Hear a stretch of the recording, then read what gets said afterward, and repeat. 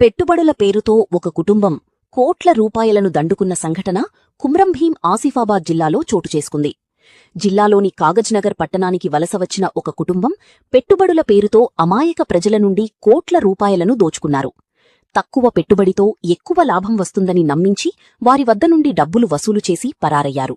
వారిలో ఓ మహిళను జిల్లా పోలీసులు అదుపులోకి తీసుకున్నారు. మిగతా 4 కుటుంబ సభ్యులు పరారీలో ఉన్నారు. జిల్లా కేంద్రంలోని పోలీస్ కార్యాలయంలో కేసుకు సంబంధించి వివరాలను ఎస్పీ మీడియా సమావేశంలో వెల్లడించారు.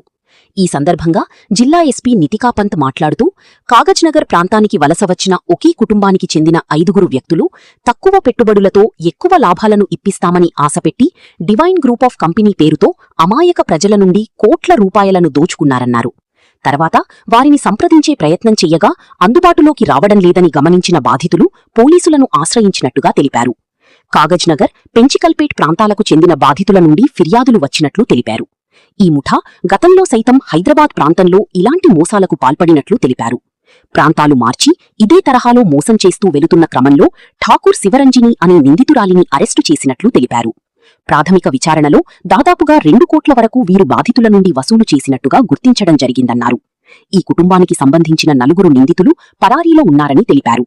విచారణ అనంతరం మరిన్ని విషయాలు వెలుగులోకి వచ్చే అవకాశం ఉందని తెలిపారు. వాళ్ళకి కన్విన్స్ చేశారు పెద్ద పెట్టుబడి ఇన్వెస్ట్ చేయడానికి. దాని తర్వాత పెద్ద అమౌంట్ తీసుకొని 2023 వరకు జనవరి వరకు ఇక్కడే ఆల్మోస్ట్ ఇప్పటి వరకు మన దగ్గర 2 crores అమౌంట్ కంప్లైనెంట్స్ నుంచి తెచ్చి దాని తర్వాత రిటర్న్ చేయట్లేదు అండ్ ఆల్ కలిసి పారిపోయారు.